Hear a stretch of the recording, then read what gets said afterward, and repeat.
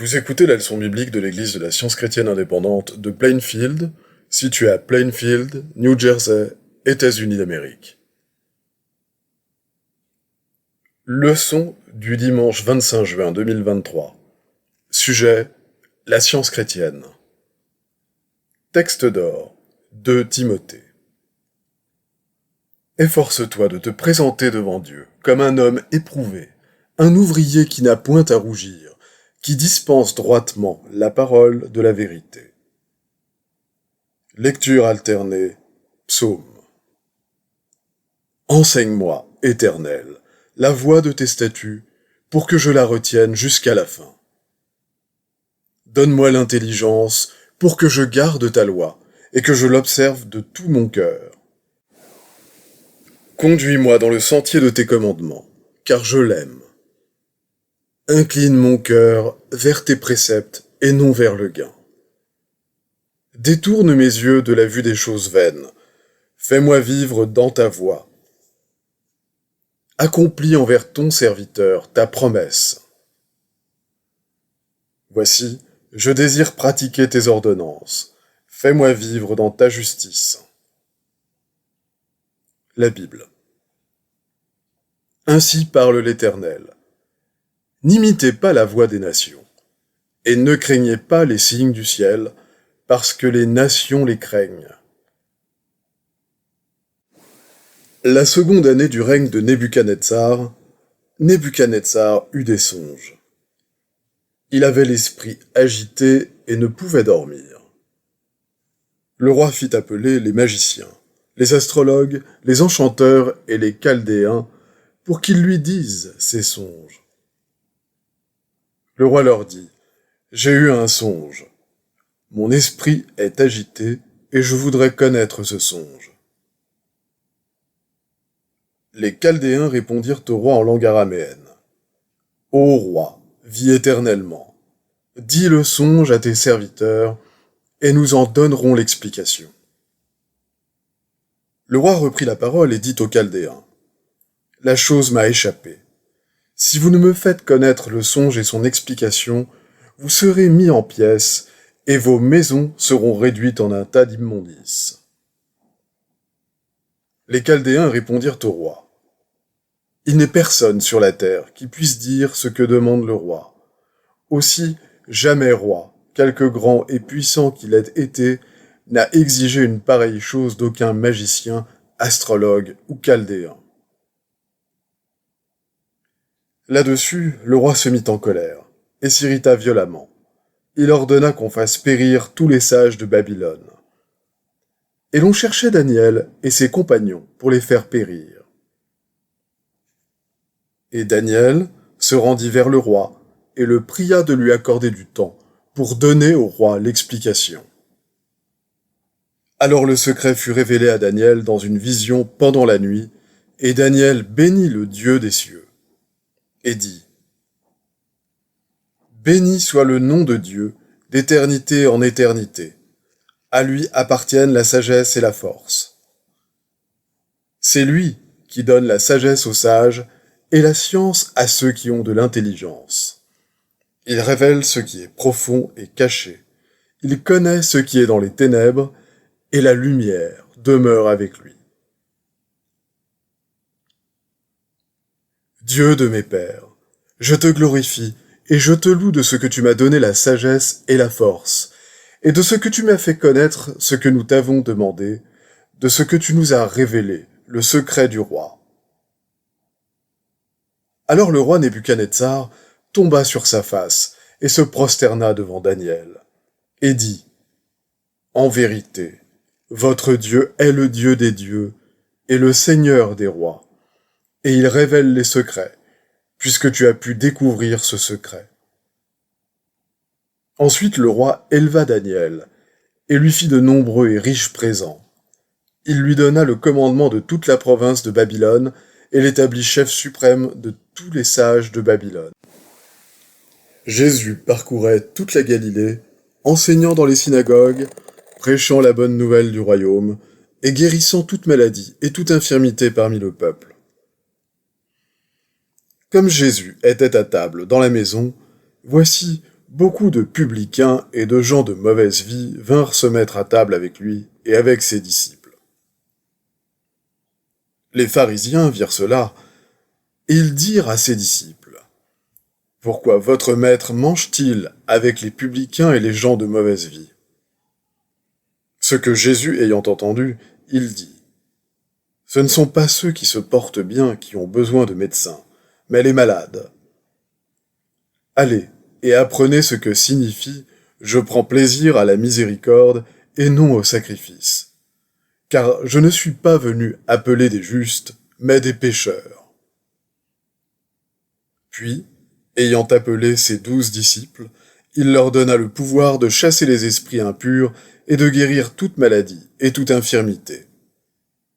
Et dit, « Je te loue, Père, Seigneur du ciel et de la terre, de ce que tu as caché ces choses aux sages et aux intelligents, et de ce que tu les as révélées aux enfants. Venez à moi, vous tous qui êtes fatigués et chargés, et je vous donnerai du repos. Prenez mon joug sur vous et recevez mes instructions, car je suis doux et humble de cœur, et vous trouverez du repos pour vos âmes. Car mon joug est doux et mon fardeau léger. » Les pharisiens sortirent, et ils se consultèrent sur les moyens de le faire périr. Mais Jésus, l'ayant su, s'éloigna de ce lieu. Une grande foule le suivit. Il guérit tous les malades. Toute la foule étonnée disait, « N'est-ce point là le fils de David ?» Les pharisiens, ayant entendu cela, dirent, « Cet homme ne chasse les démons que par Belzébul, prince des démons. » Comme Jésus connaissait leurs pensées, il leur dit, « Tout royaume divisé contre lui-même est dévasté, et toute ville ou maison divisée contre elle-même ne peut subsister. Si Satan chasse Satan, il est divisé contre lui-même. Comment donc son royaume subsistera-t-il? Et si moi je chasse les démons par Belzébul, vos fils, par qui les chassent-ils? C'est pourquoi ils seront eux-mêmes vos juges. Mais si c'est par l'Esprit de Dieu que je chasse les démons, le royaume de Dieu est donc venu vers vous. Tout ce que vous demanderez avec foi par la prière, vous le recevrez. Si vous m'aimez, gardez mes commandements. Et moi, je prierai le Père, et il vous donnera un autre consolateur afin qu'il demeure éternellement avec vous. L'Esprit de vérité que le monde ne peut recevoir, parce qu'il ne le voit point et ne le connaît point, mais vous, vous le connaissez car il demeure avec vous et il sera en vous. Je ne vous laisserai pas orphelins, je viendrai à vous. Je vous ai dit ces choses pendant que je demeure avec vous. Mais le Consolateur, l'Esprit Saint que le Père enverra en mon nom, vous enseignera toutes choses et vous rappellera tout ce que je vous ai dit. Je vous laisse la paix, je vous donne ma paix. Je ne vous donne pas comme le monde donne. Que votre cœur ne se trouble point et ne s'alarme point. Demeure dans les choses que tu as apprises et reconnues certaines, sachant de qui tu les as apprises. Dès ton enfance, tu connais les saintes lettres qui peuvent te rendre sage à salut par la foi en Jésus-Christ.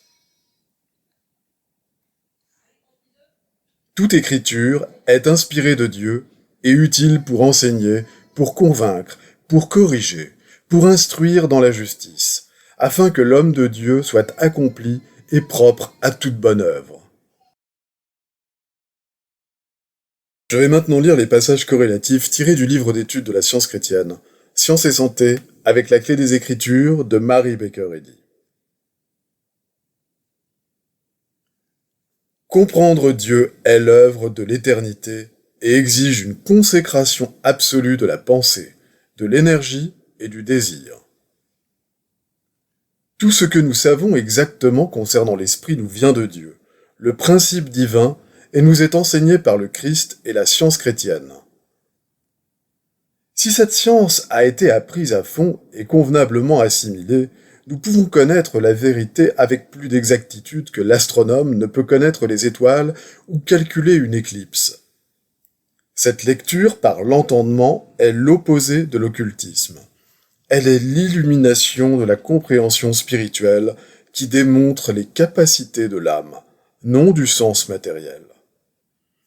Ce sens âme vient à l'entendement humain lorsque celui-ci cède à l'entendement divin.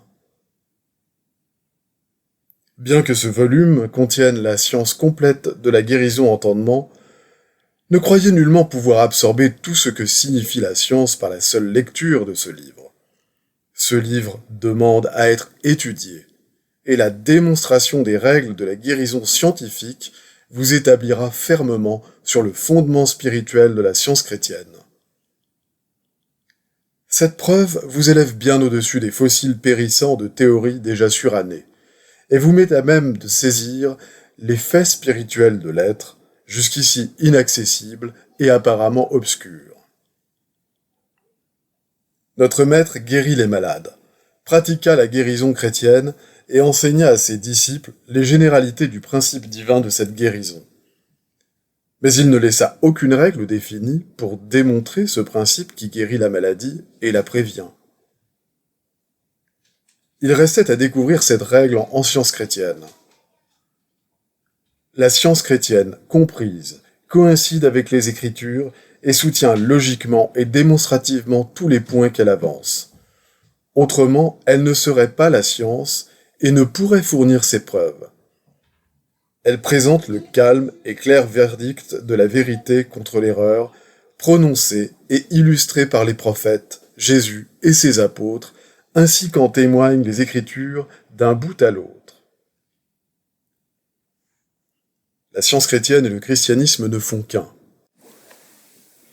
Comment alors, dans le christianisme, plus qu'en science chrétienne, pouvons-nous croire à la réalité et au pouvoir à la fois de la vérité et de l'erreur, de l'esprit et de la matière, et espérer réussir avec des opposés?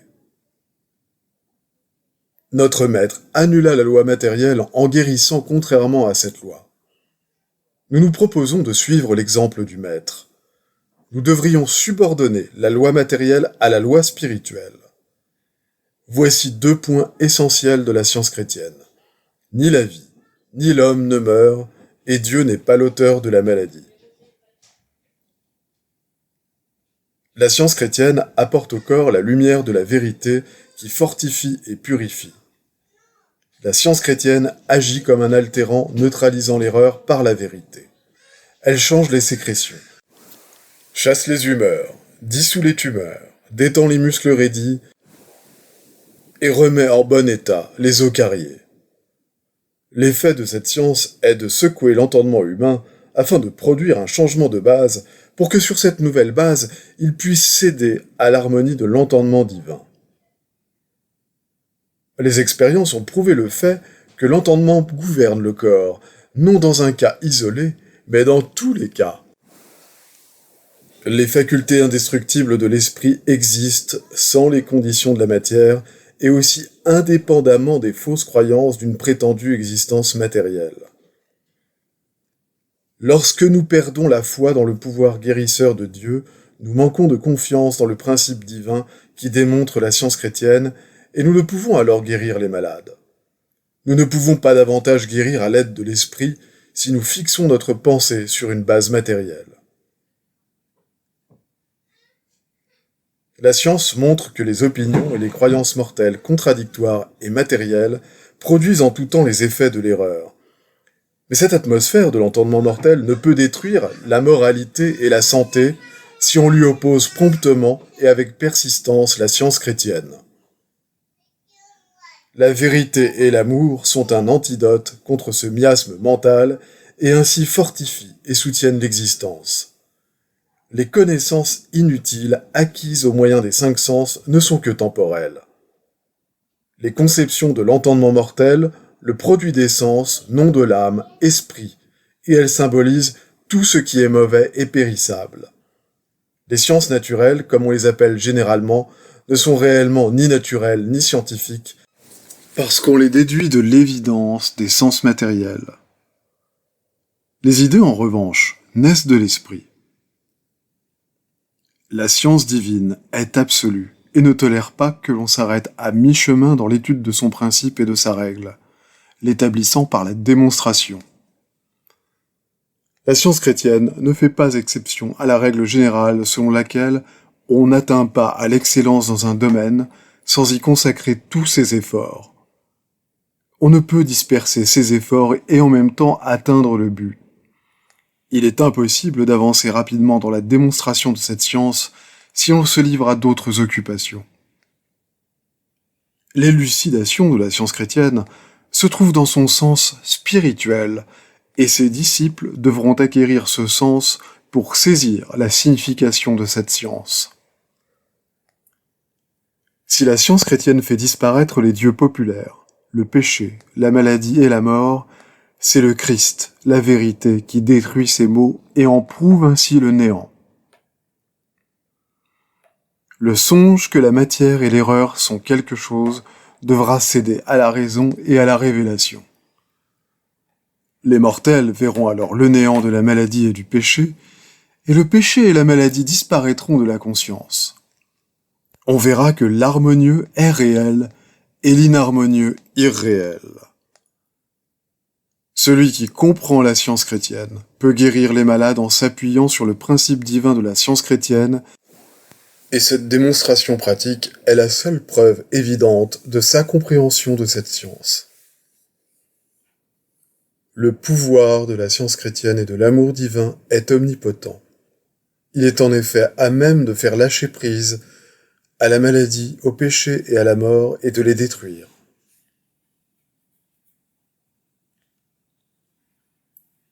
Les devoirs quotidiens de Mary Baker Eddy. Prière quotidienne.